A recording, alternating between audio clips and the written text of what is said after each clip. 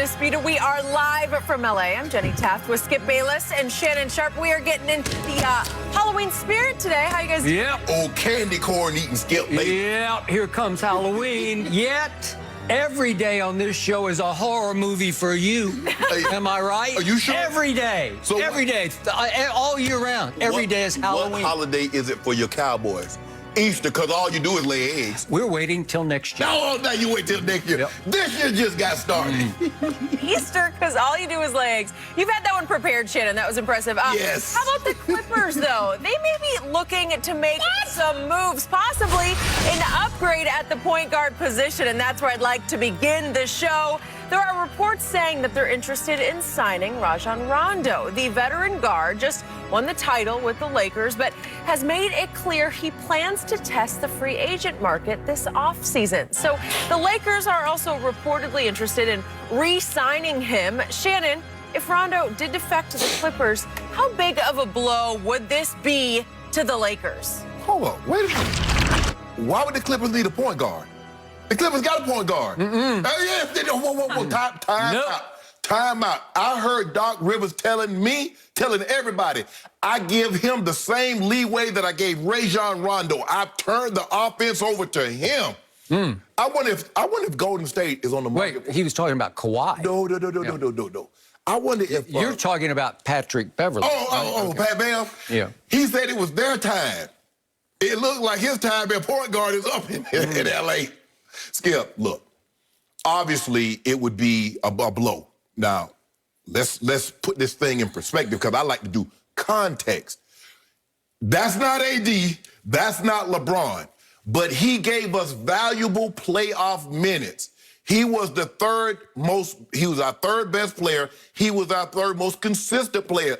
We kind of knew what you're going to get from Rajon Rondo. He gave LeBron an opportunity to get off the ball, not have to initiate the offense for the entirety of the game. So, with that being said, I believe Rob Pelinka is going to try to re-sign him. Now, if that does not happen, I got faith in him that he'll make this thing work.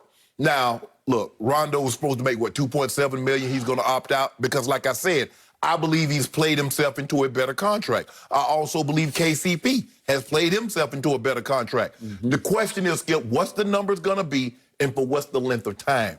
Because I believe if it's going to be somewhere 2 years, maybe $15, $16 million, I believe the Lakers will match that. You start getting 2 years, $10 million per year, 2 years, $25 million. We wish you the best of luck, Rondo. You ain't got to move very far. Different parts of L.A. You got to be close to Playa Vista as opposed to being close to El Segundo. So we get that, Skip. Rondo's proved his value. The guy's a 4-time assist leader. He played big. You look at the last game, stealing the ball, assisting the ball. So, yeah, Skip, it would be a loss. It would be a loss to us.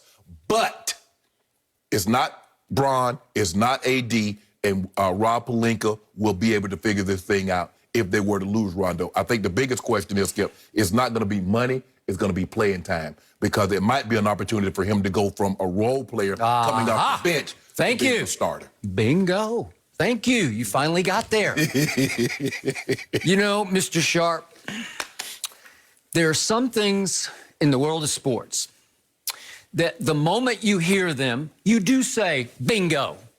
That's it. That's the magic move. Rondo to the Clippers would be the difference next basketball season. That would make the Clippers the champion and the Lakers some runner-up. Western Conference runner-up. Yes, it would. Okay. This is the move that would make so much sense for Rajon Rondo because it would be a legacy move. I'm not going to go all the way Deion Sanders here, but you remember very well what Deion did for the San Francisco 49ers. In 94. When he helped Steve Young get, as everybody was writing at that point, the proverbial monkey off his back as he broke through and finally won his one and only Super Bowl. Right. And then he said, Jerry wants me? Jerry's going to pay me all that money? I think I'll become a Dallas Cowboy. Yeah. And he went and helped, of all college coaches, Barry Switzer win his one and only Super Bowl. And it was a legacy move because the world sat back and said, Deion did that, and then he did that. Swung the pendulum of power. Okay.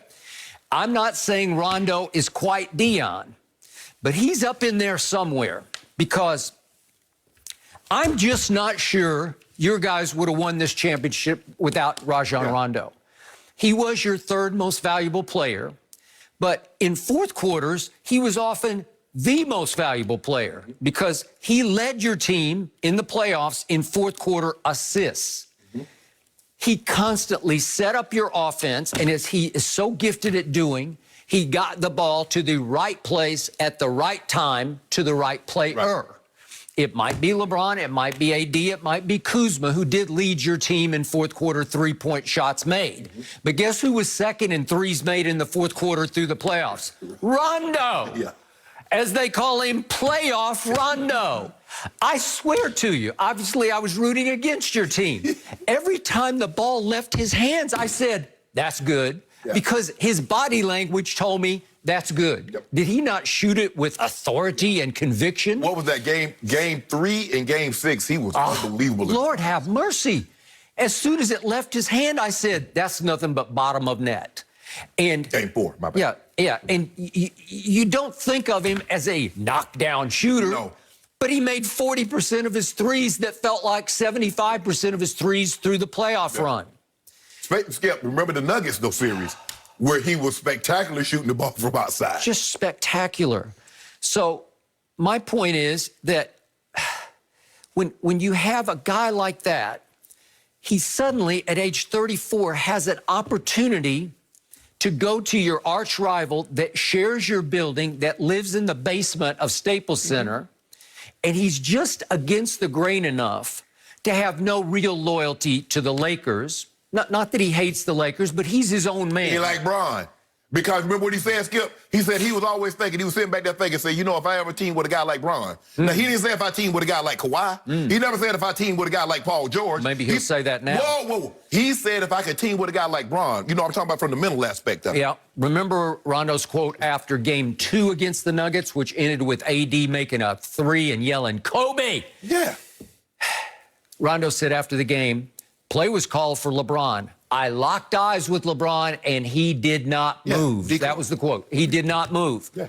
LeBron was locked up. He was froze. Yeah, whatever. He was 1 for 6 from the floor in the fourth quarter, and Rondo said, I got to get it to AD. The biggest thing is that what it would do, it would strengthen you, but it would also weaken us. So you would kill two birds with one stone. So, and then Rondo would rise into the company of one of, at that point, it would be 6 players who've won a championship for 3 different teams. Obviously, Boston, and then Lakers, and then Clippers. Hold up. So you already giving, if Rondo leave for the Clippers, you already giving them the championship. Who was favored going into these playoffs? The Clippers were. What would be the missing piece to the puzzle? A true point guard. I love Patrick Beverley, but he is not a true point guard. Guess how many assists Pat Bev averaged through the playoffs? What? How about 2? That's it? 2 assists. And he doing all that talking? He talking, I thought he was Magic Johnson on the Rock. I'm not even sure he's a better trash talker than Rondo is. He's a more out front trash talker. He's a more in-your-face trash talker. A more front-running trash talker. You can argue that. He's more of a spotlight trash talker because he's just flat out louder than Rondo is. Rondo is this way. He's out the side of his mouth. Rondo is Larry Bird-esque in his trash talking. Bird lean over and say, you ain't. Rondo's the guy, the team's at the free throw line shooting, and he go try to dap the guy to shot the free throw. Yeah. Okay, that's Rondo. He has true edge to him. Yeah. He is an edgy player against all grain who's going to do it his way or your highway. You go on the highway. He's not going to take anything from anybody. And a guy who made a grand total last year of $2.4 million for your Lakers, you want to talk about, is that the most valuable 2.4 the Lakers ever spent? That guy still has a chance to be in the Basketball Hall of Fame, to me. He just does because of his impact on games. Remember, while Pat Bev has made 3 all-defensive teams, guess who's made 4? Rondo. Guess who has led this league in steals? Rondo. Guess who twice has led this league in assists? Rondo. Pat Bev can't carry Rondo's jock when it comes to running a team. No. I'm sorry, he has no idea. What did the Clippers too often degenerate into, especially in games 4?